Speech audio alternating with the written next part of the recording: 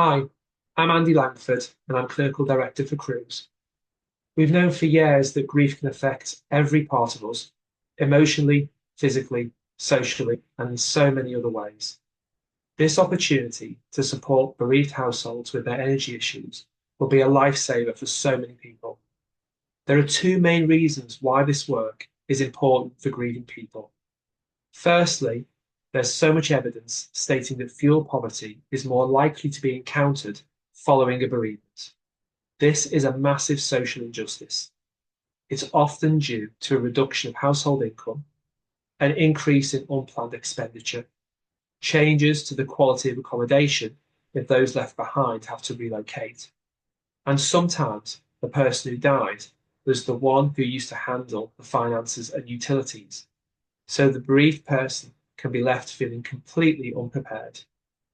We've had vulnerable older people phoning the helpline, sitting in the dark, in tears, saying that they've had to make a choice between keeping the electricity on or paying for their partner's funeral. There are children in families in our communities that will struggle to sleep in the cold tonight due to poverty caused in part by the death of one of their parents. Bereavement, together with fuel poverty, heightens the risk of social isolation and even more impoverishment. We know that fuel poverty is often linked to overall financial vulnerability, and this can lead to increased risk of suicide. Secondly, the experience of bereavement impacts upon the whole person.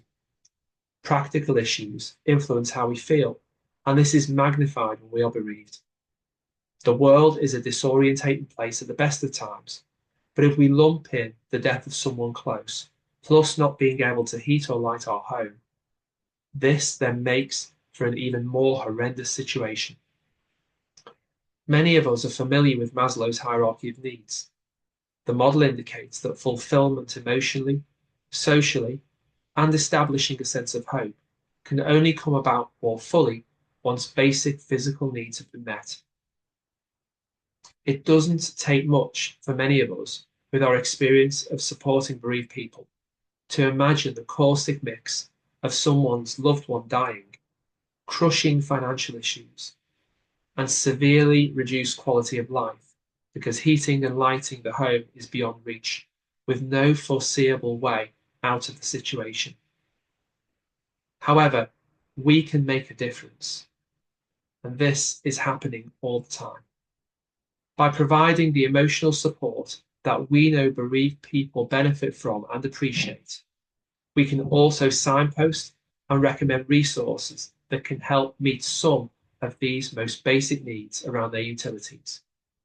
We really appreciate you getting on board with this, and I'm convinced that together we can continue to make such a positive difference, one conversation at a time. Thank you.